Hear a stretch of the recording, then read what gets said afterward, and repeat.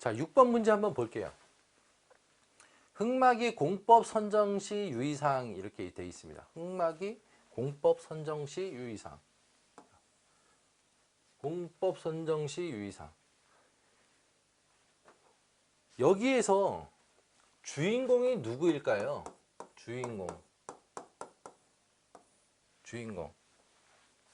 흑막이 공법 선정 시 유의사항. 주인공은 공법 선정이 주인공이죠. 흑막이는 흑막인데 공법 선정이 주인공이고 흑막이는 주인공을 받쳐주는 조연이죠. 조연. 얘는 조연이야. 조연. 근데 대부분의 수험생들이 답안을 어떻게 작성하냐면 이제 흑막이 공법 선정 시 유의사항, 흑막이 붕괴 원인, 흑막이 붕괴 방지 대책. 그러니까 붕괴 원인, 붕괴 방지 대책. 흑막이 공법 선정 시 유의사항. 이렇게 쓴다는 거죠.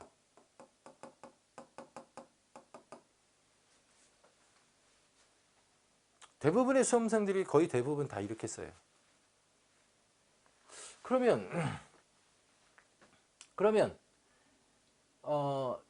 다르게 쓰려면 어떻게 쓸까? 그 다음에 그 출제 근거 있잖아요. 출제자의 출제 근거. 출제자의 출제 근거는 뭘까? 한번 생각해 봐야지. 출제자의 출제 근거. 흑막이 공법 선정이잖아요. 공법 선정 시 유의사항. 자, 그럼 한번 생각을 해보죠. 공법이, 자, Y를 항상 생각해 봐야 되는데, 공법 선정이 잘못되면 어떻게 됩니까? 응? 공법 선정. 자, 공법 선정을 잘 못하는 경우에 어떻게 될까요? 문제가 생기겠죠. 뭐 흑막이 붕괴, 심한 경우는 흑막이 붕괴까지 이루어질 수 있겠죠. 잘못하면, 자칫하면.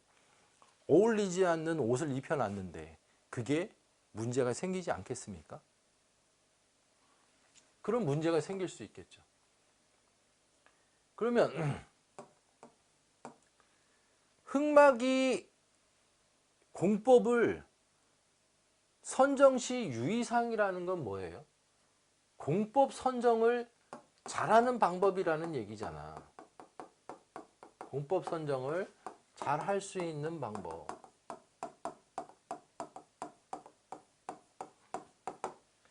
이게 공법 선정 시 유의사항과 그래서 공법 선정과 관련돼서 출제자도 그거와 준하는 출제 근거를 제출하지 않았을까 추측을 하는 거죠. 그래서 이제 그 추측대로 이제 답안을 작성을 하면 내용을 이제 이런 식으로 정리를 할 수 있겠다. 자, 흑막이 공법 선정의 중요성. 왜 하는가? 자, 안전성을 확보하고 집안 조건에 따른 적합성을 확인하고 부적절한 공법은 흑막이 붕괴, 인명피해 등에 발생할 수 있기 때문에 공법 선정을 잘해야 된다는 내용이잖아요. 공법 선정을 못하게 되면 굉장히 치명적인 결과를 가져올 수 있다. 그래서 공법 선정을 하는 플로우가 있겠죠. 일단 프로젝트가 있을 거고, 그 다음에 현장 조건을 반영을 해가지고 이제 그 집안 조사하고, 그 다음에 이제 공법 선정 뭐 이제 기준이 있고 그거에 따라서 공법 선정을 잘 하면 된다. 이런 이제 플로우 차트를 써놓고, 그 다음에 흑막이 공법 선정 시 유의사항에 여기에 공법 선정을 잘 할 수 있는 방법 이렇게 해서 집안 조건 이렇게 작성하면 답안이 달라지게 되는 거죠. 그래서 이 답안을 이제 보면 이렇게 정리를 할 수 있겠다. 이렇게.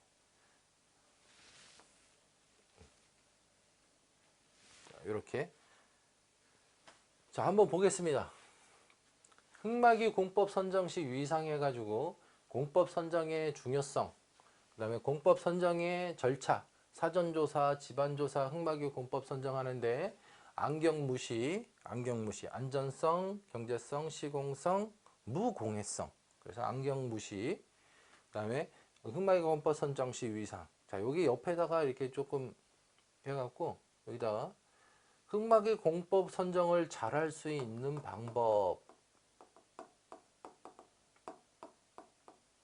방법이라고 써놓으면 훨씬 더 좋겠죠. 이게 핵심이니까. 그러니까 공법 선정을 못하면 이런 문제가 있을 수 있으니까 이 공법 선정을 잘하자라는 게 이 답안의 스토리죠, 스토리. 그리고 출제자도 그런 의도로 출제를 하지 않았을까요? 다음 문제 보도록 하겠습니다. 자, 히빙. 자, 히빙 현상. 조금 작게 할게요. 이렇게. 자, 히빙은요. 여러분들 답안을 작성하라 그러면 진짜 거짓말 안 하고요. 제가 이번에 그 18기 첨삭을 하면서 18기 첨삭 인원이 66명이었어요. 66명. 66명이었는데 66명 중에 거의 55명은 다 이렇게 썼어요. 1번 개혁, 2번 히빙의 문제점, 히빙 발생 원인,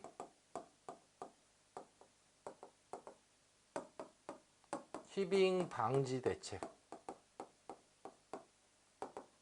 다 이렇게 썼어요.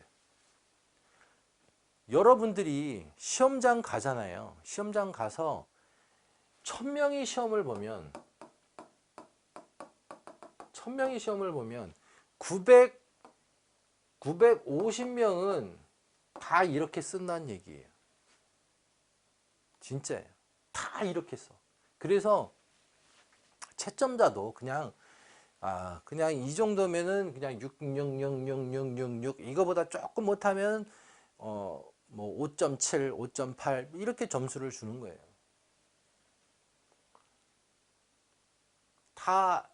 거의 다 이렇게 쓴다.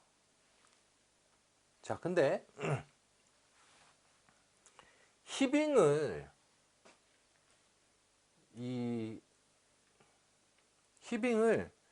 조금 그 내용을 좀 알면은 이제 다르게 쓸 수 있는데, 일단 히빙, 보일링, 파이핑, 자, 이런 것들은요. 자, 이런 거는 현장에 이제 그 흑마기 현장에 나타나게 되면 붕괴에 이를 수 있는 대단히 안 좋은 문제점이란 말이에요. 그래서 이런 것들은 설계 단계에서 다 이미 검토를 하는 거예요. 설계 단계에서. 자, 일단 개념이 집안 조사를 하잖아요, 처음에. 그래서 연약 집안인지 아닌지를 일단 판단을 하고, 연약 집안인 경우는 이제 연약 집안인 경우, 그 다음에 아니면 뭐 단단한 집안, 양호한 집안 같은 경우는 뭐 히빙 조건을 생략해서 흑마기 설계를 할 수가 있어요. 근데 연약 집안인 경우는 히빙 조건으로 흑마기를 설계를 해야 되는 거예요. 그러니까 히빙 조건으로 설계를 하니까 과설계가 되는 거지. 과설계. 그래서 집안 조사하고 그 다음에 이제 설계할 때 히빙 조건을 반영을 해가지고 히빙 조건을 반영을 한다는 얘기는 뭐냐면 안전율을 1.5를 준다는 거예요. 안전율을. 원래 그 흑마기 설계보다 50% 더 강화된 조건으로 흙막이를 설계를 하는 거예요. 왜? 히빙이 발생할까 봐. 보일링이 발생할까 봐. 그래서 이 조건으로 설계를 하고 시공을 하잖아요. 시공을 할 때 히빙이 발생할 수 있는지 뭘로 알 수가 있어요? 계측으로 알 수 있다니까. 방법이 땅을 파보지 않으면 얘가 히빙이 발생할지 안 할지 어떻게 알아?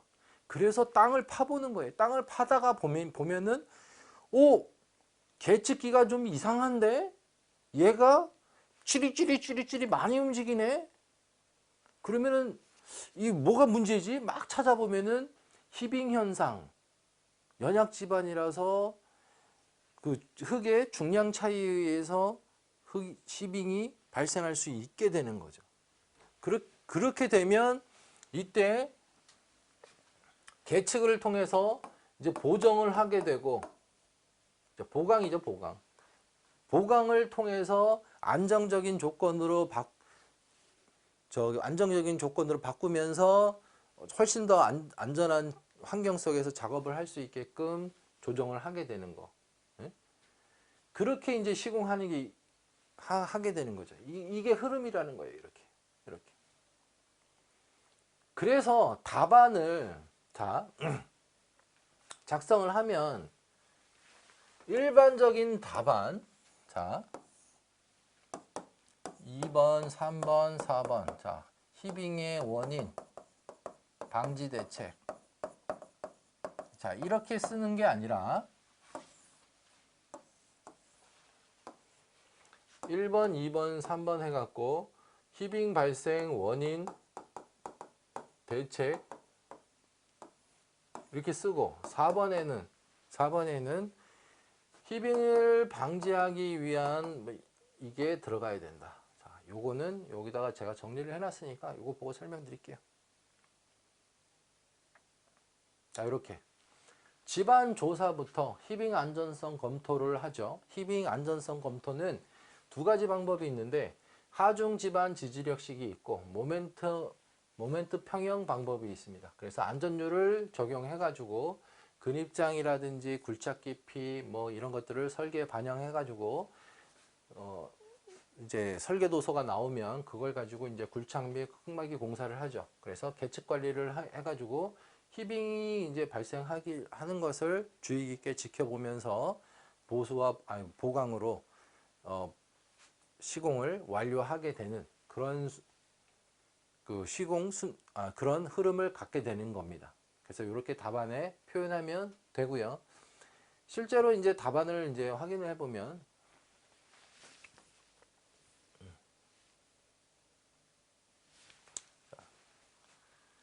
히빙 현상의 정의, 문제점, 발생 원인 및 방지 대책, 그리고 히빙 현상의 판단 기준 해가지고 안전성 검토하고 안전율 적용하고 그다음에 불안전 집안을 보강하는 방법 해가지고 이렇게 그 가설 흙막이 설계 기준에 있는 내용이에요. 가설 흙막이. 그래서 출처도 이렇게 표현해주고 이렇게 작성하면 다른 답안과 완전히 다른 평가를 받게 된다.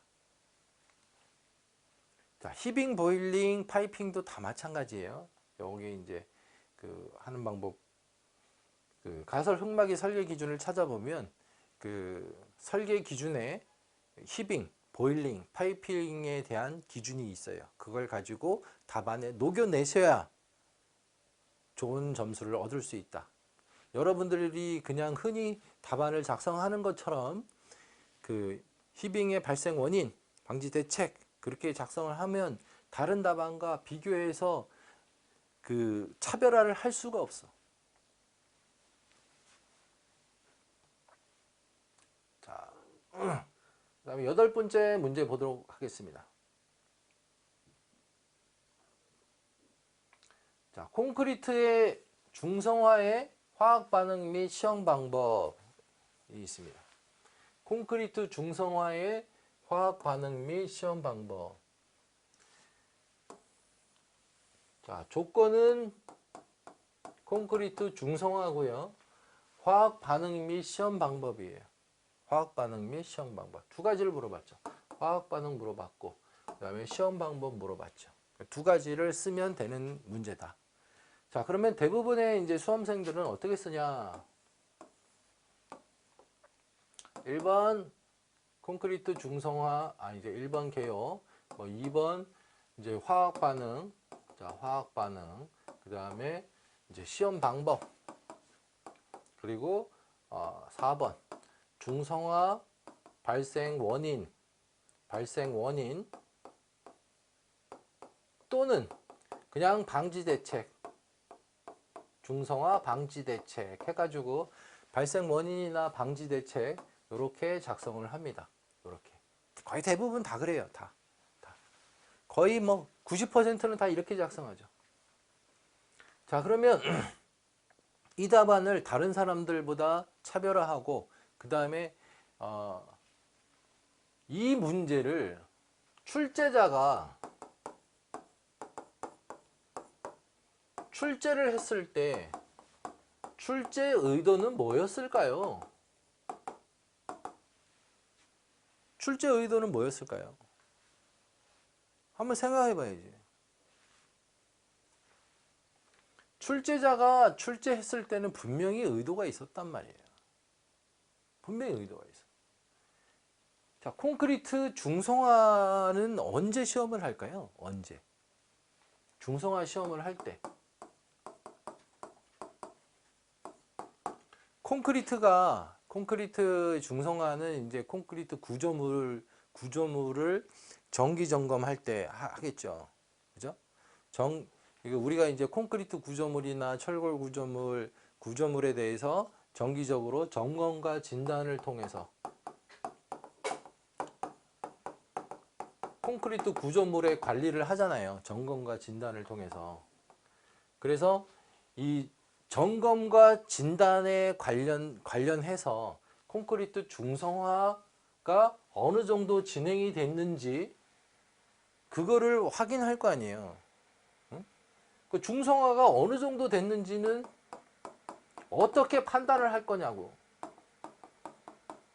그러니까 판단 방법이 나와야겠죠. 자, 시험 방법을 이제 물어보는 거는 뭐 페노프탈렌을 하든 뭘 하든 뭐 폭로 시험을 하든 뭐 이제 그 시험을 했어. 그죠? 시험을 한 것까진 좋아. 그러면 이게 시험을 해서 얘가 중성화에 어느 정도 노출이 되었는지, 어느 정도 진행이 되었는지 그걸 알아야 될 거 아니에요. 그러면 이 판단 기준에 따라서 판단 방법이 나오면 이제 판단 기준이 나오겠죠. 판단 기준이 나오면 그거에 따라서 후처리를 해야 될 거 아니에요. 자, 그러니까 이제 판단 기준이 나오고 후처리를 해야 될 거 아니에요. 후처리가 뭐예요? 이걸 유지 보수를 할 건지, 유지 관리를 할 건지, 아니면 보수 보강을 할 건지 그 처리를 해야 될 거 아니야. 중성화가 된 부분을, 그죠? 그런 게 답안에 녹아 있지 않아야 될까요? 자, 보면 대부분의 이제 수험생들이 다 여기에다가 이제 원인, 방지 대책, 땡이 아니라 이 문제는 화학 반응 및 시험 방법을 물어봤잖아요. 중성화 시험 방법. 왜 시험 방법을 물어봤어? 그러면 시험 방법을 물어봤으니까 시험한 후에 결과 있잖아요. 시험 결과가 나올 거 아니야. 시험 결과가 나오잖아. 그러면 시험 결과가 있을 거고 거기에 따라서 후조치가 뭐 어떻게 할 건지 이거에 대해서 출제 근거에 있지 않을까요? 그냥 수험생들이 한 것처럼 중성화 원인, 중성화 방지 대책을 여기다 넣었을까?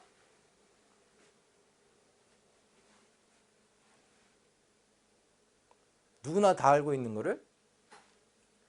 이 문제를 그러면 그냥 중성화 원인과 방지 대책을 쓰지. 그걸 물어보지. 왜 중성화 화학 반응 및 시험 방법을 물어봤을까요? 이거를 시설물 관리 차원에서, 자, 시설물 관리잖아. 시설물 관리 차원에서 우린 전문가 아니에요. 전문가, 건설 안전 전문가.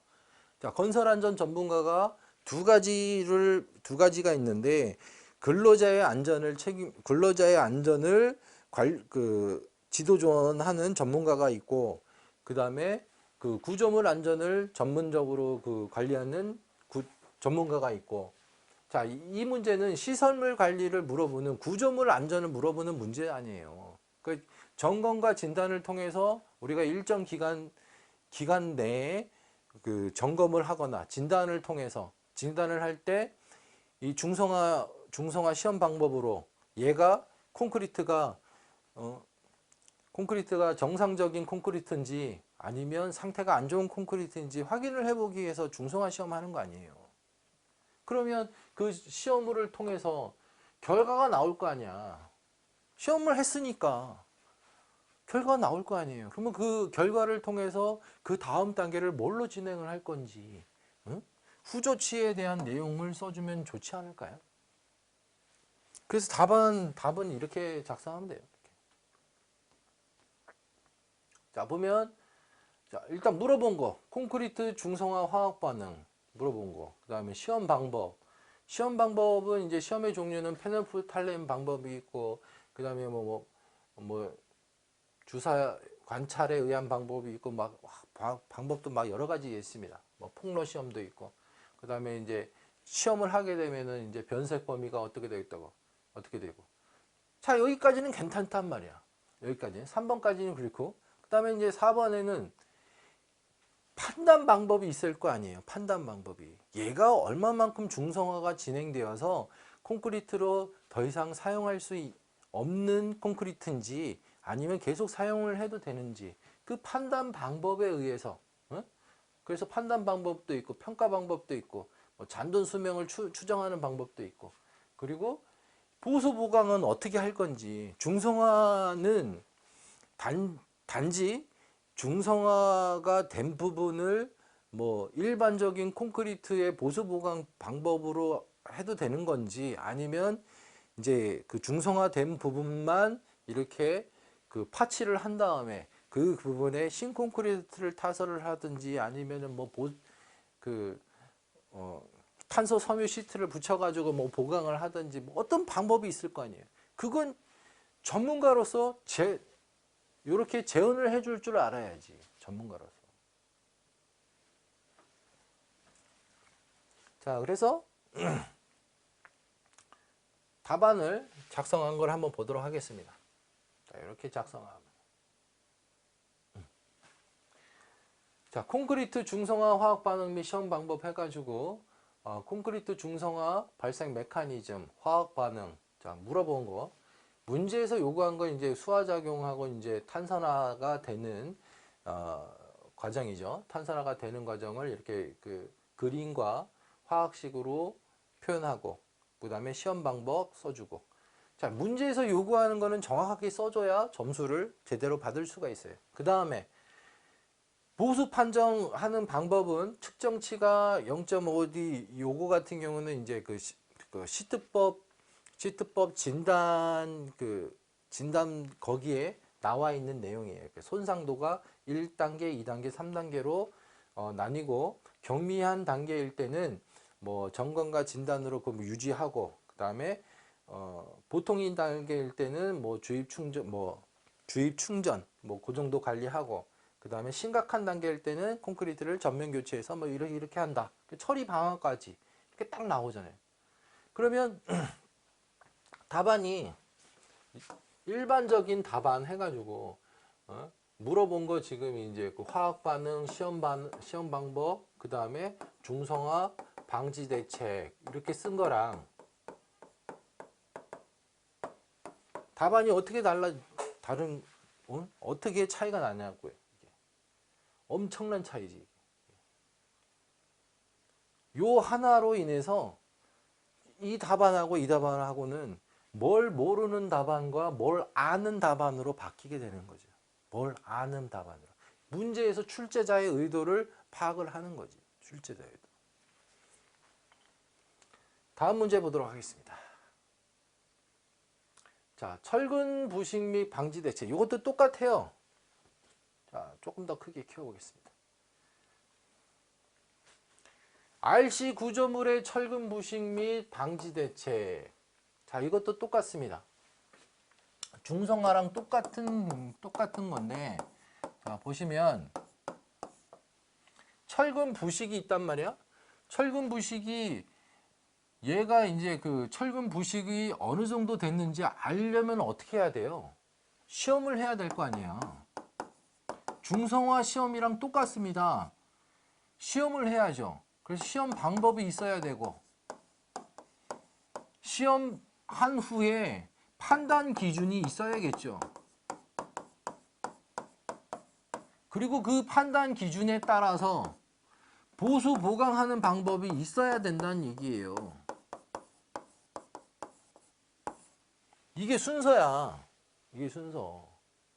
응? 중성화도 마찬가지로 중성화, 탄산화, 그 다음에 우리 열화에 해당되는 거 있죠? 열화. 콘크리트 열화. 다 마찬가지입니다. 이게 어느 정도 진행이 됐는지 눈으로 확인할 수가 없는 거잖아요. 그러면 다 시험 방법에 의해서 시험하고 그 판단 기준이 있어야지. 판단 기준이 있고 그리고 그 판단 기준에 따라서 어떻게 할 건지 후조치가 결정이 된다는 얘기지. 그게 답안에 녹아져 있어야 좋은 답안이라는 얘기예요.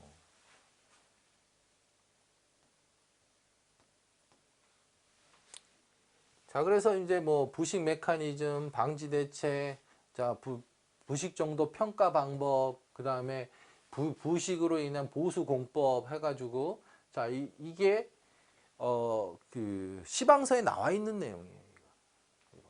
전부 그냥 있는 게 아니고, 그래서 이런 방법들을 찾아서 정리를 해가지고 딱 작성을 하게 되면 답안이 이렇게 바뀐다. 이렇게. 그래서 여러분들이 그냥 그 철근 부식의 원인, 철근 부식 방지 대책 이렇게 쓴 것만 답안하고 이거하고 엄청 차이가 나죠. 날 수밖에 없죠. 이렇게. 자, 그 다음에 한중 콘크리트 보겠습니다. 자, 한중 콘크리트. 자, 한중 콘크리트는 이게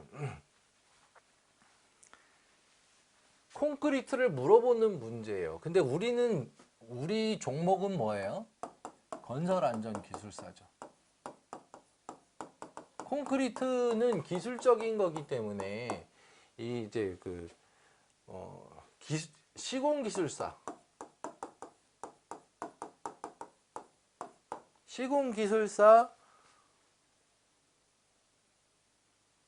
토목시공이나 건축시공이나 뭐 아니면 뭐 재료시험이라든지 이런 시공기술사도 이 한중 콘크리트에서 다루고 우리 건설안전기술사도 요 한중 콘크리트를 다뤄요. 그러면 이 한중 콘크리트가 답안을 작성하려면 어떻게 작성하는 게 좋을까요? 어떻게?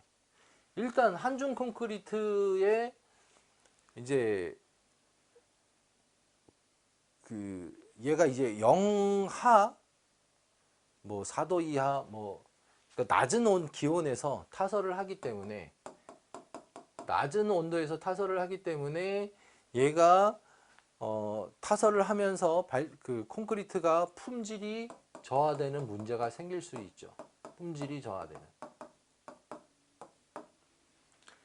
그러니까 그래서 한중 콘크리트를 그 제대로 타설하기 위해서 보온 양생을 하거나 아니면 가열 양생을 해서 양생 관리를 통해서 콘크리트의 품질을 확보하기 위한 뭐 그런 걸 한단 말이에요. 그러면 이거는 시공기술사면 이 문제를 써주면 되죠. 품질이 저하되지 않는 방법으로 이제 품질 관리하는 거, 그걸 써주면 돼. 그럼 써주면 돼. 근데 우리는 종목이 뭐예요? 건설안전기술사잖아. 그러면 한중 콘크리트가 안전과 무슨 관련이 있을까요? 한번 생각해 보세요. 안전과는 무슨 관련이 있을까? 콘크리트를 겨울에 타설을 하다 보니까 콘크리트의 강도가 안 나와서 콘크리트 강도가 안 나와서 이 붕괴 사고가 발생이 됐잖아요. 언제? 22년도에 광주 화정동 붕괴 사고가 발생이 됐죠. 22년 1월에 광주 화정동 붕괴 사고가 일어났어.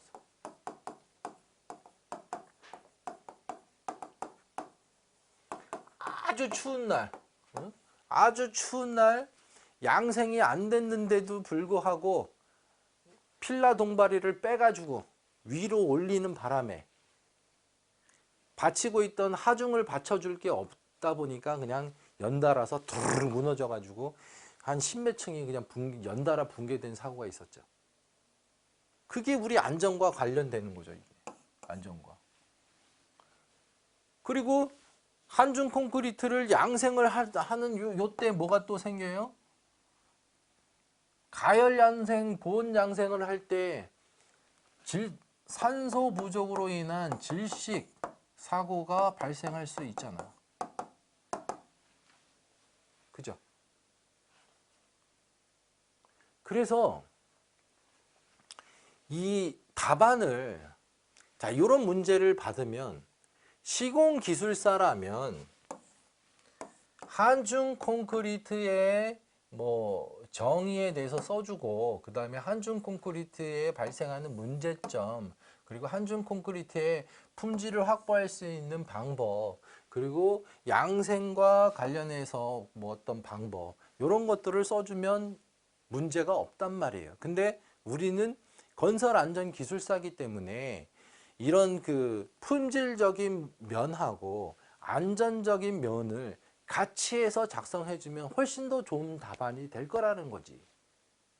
근데 대부분의 건설안전기술사 수험생들은 요 품질적인 문제만 써주더라. 품질만 써주더라. 그래서 문제가 되는 거예요. 품질만 써서는 안 돼. 우리 건설안전기술사니까. 시공기술사는 품질 위주로 써주면 그게 맞죠. 품질, 공정관리, 원가관리, 그리고 안전관리 같이 네 가지를 같이 써주면 그거 아주 베스트 답안이 되는 거고 우리는 품질 플러스 뭐예요? 안전. 일단 안전이 최우선이 돼야 돼. 안전 그리고 품질 그렇게 같이 써주면 돼. 그럼 어떻게 같이 써주면 될까요? 자, 한중 콘크리트를 정의하고 품질 측면, 안전 측면 해가지고 써주는데 광주 화정동 붕괴 사고를 반드시 언급을 해주고 여기다 표현해줘야 된다. 한중 콘크리트를 잘못 다루게 되면 대형 붕괴 사고가 일어날 수 있다. 그거를 표현해줘야 돼요. 이렇게. 자, 그리고 한중 콘크리트의 문제니까 품질 확보하고 안전 대책을 이렇게 해가지고 품질 확보할 수 있는 방법, 안전을 확보할 수 있는 방법, 그 딱 써가지고 써주면 답안이 아주 짜임새 있게 구성이 된다는 거죠. 그래서 이제 문제를 한번 볼게요. 답안을. 자, 답안을 볼게요.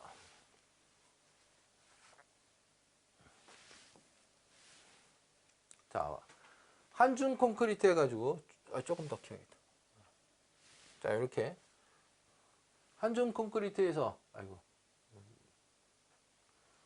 정의 써주고, 자, 시공시 사고 사례 해가지고 광주 하정동 붕괴 사고 나오고요. 그 다음에 문제점을 품질적인 문제점, 안전적인 문제점, 그리고 품질 확보 방안, 안전 확보 대책.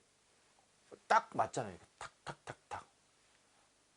이렇게 쓰면 답안이 구성이 그 건설안전기술사 답안처럼 딱 보이잖아요. 자, 마지막 문제 한번 해볼게요.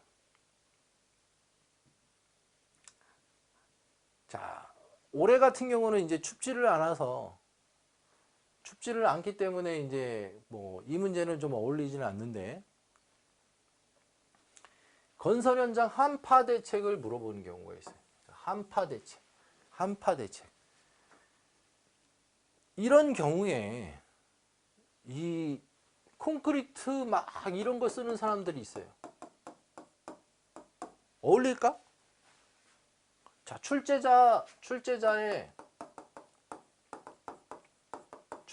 출제 의도는 뭘까요?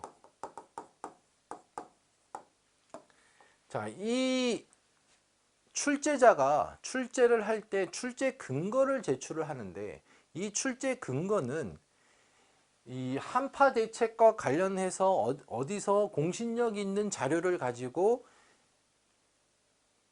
그 자료 중에 내용을 제출을 했을 거예요. 그죠? 공신력 있는 자료. 자, 써드릴게요. 여기. 공신력 있는 자료. 자, 공신력 있는 자료는 어떤 자료가 공신력 있는 자료예요? 법. 그리고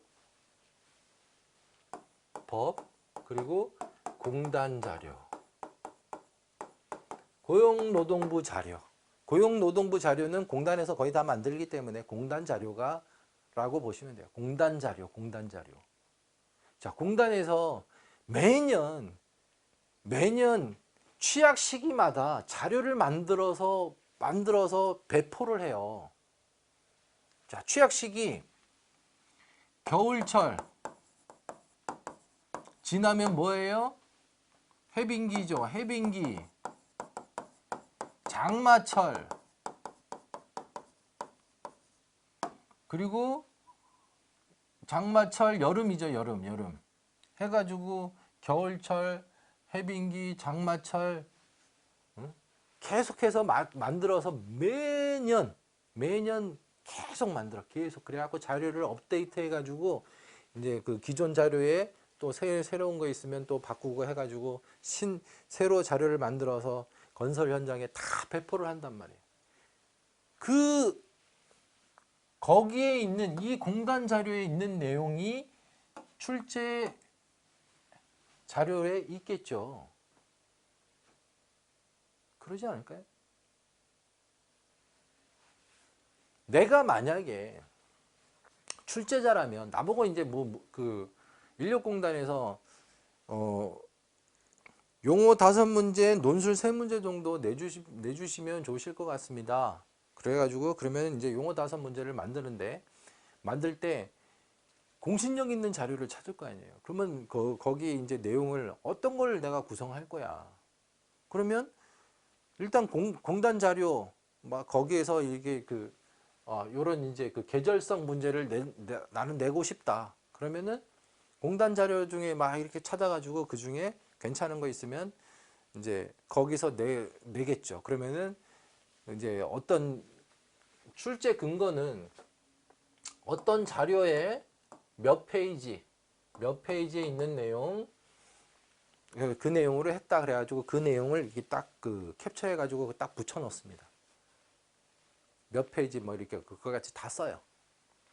그러면 그걸 가지고 이제 채점을 하니까 이 출제자의 의도를 파악을 빨리 해야 된다. 자, 어찌됐든 이 한파라는 건 뭐냐면, 한파라는 거는 추울 때, 자, 이 출제자는 이런 걸 생각해줘. 추울 때 현장 관리를 어떻게 할 겁니까를 묻는 거 아니에요?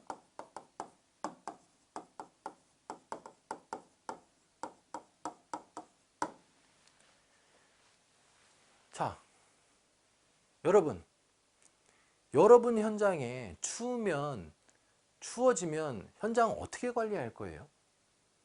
그렇게 묻는 거잖아요. 그러면 이 추워질 때 가장 걱정이 되는 게 뭐예요? 근로자죠, 근로자. 근로자가 한파 그러면, 자, 한파 그러면 한냉 질환과 관련되어서 어떻게 관리를 해야겠다라는 게 출제자의 의도 아닐까요? 여기에 뭐 한중 콘크리트가 어쩌고 저쩌고를 했을까요? 응? 응? 한번 생각을 해보자고요. 내가 출제자라면 한파 대책을 한파 대책 추워지니까 현장 관리를 생각해서 한파 대책 한번 내야겠다 생각을 하면 그거를 이제 현장 관리를 어떻게 할 건지 이제 그거에 관련해 가지고 그러면 내가 어떤 백데이터를 첨부를 할까, 그죠? 백데이터를 첨부를 할까 이렇게 보면 이제 한냉 질환의 종류는 뭐가 있을 것이며, 그죠?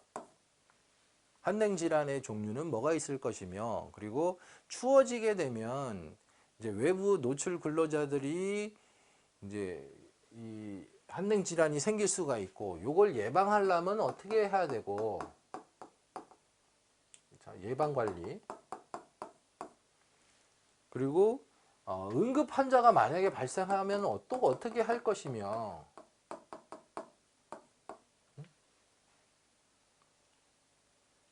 그리고 일단 물어본 게 한파잖아요.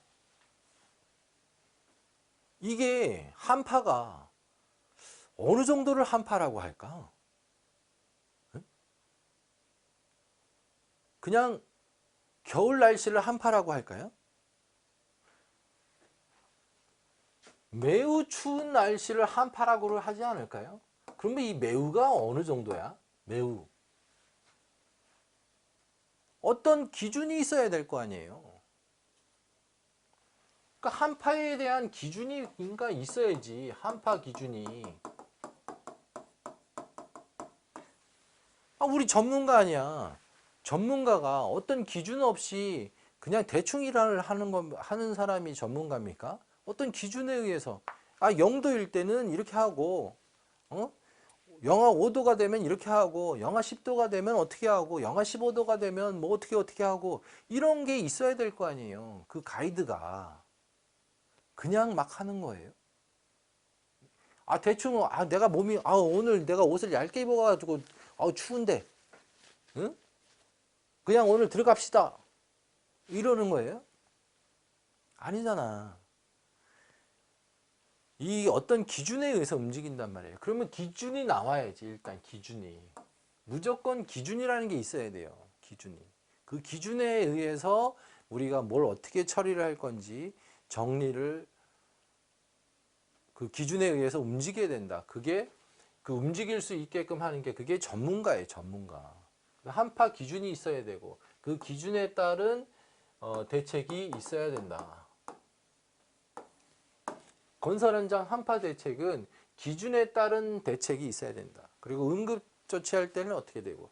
자, 그런 내용으로 답안을 구성하면 좋은 답안이 되지 않을까. 자, 봅시다. 한파 관련 기준이 있는데 한파주의보가 있고 한파경보가 있어요. 그리고 한파 대책도 일단 일상적인 관리. 자, 보통 추위일 때, 그 다음에 약간 추울 때, 좀 심하게 이제 추워지기 시작할 때, 매우 추울 때, 그리고 한냉 질환이 생기면 이제 어떻게 처리를 할 건지 그 처리 대책에 대한 시뮬레이션이 있어야 되겠죠. 그렇게 해서 이렇게 답안을 구성하면 된다. 그래서 이제 실제로 답안 구성을 이렇게 한 거를 이제 보면요. 조금 더 줄여서 이렇게. 자, 이렇게 보면 자, 건설 현장 한파 대책 해가지고요. 한파의 개요, 그다음에 발령 기준, 한파주의보, 한파경보, 그리고 한파 기준에 따른 대책에서 일상적인 관리는 어떻게 그러니까 춥다고 우리가 일을 안 하는 게 아니잖아요, 건설 현장이.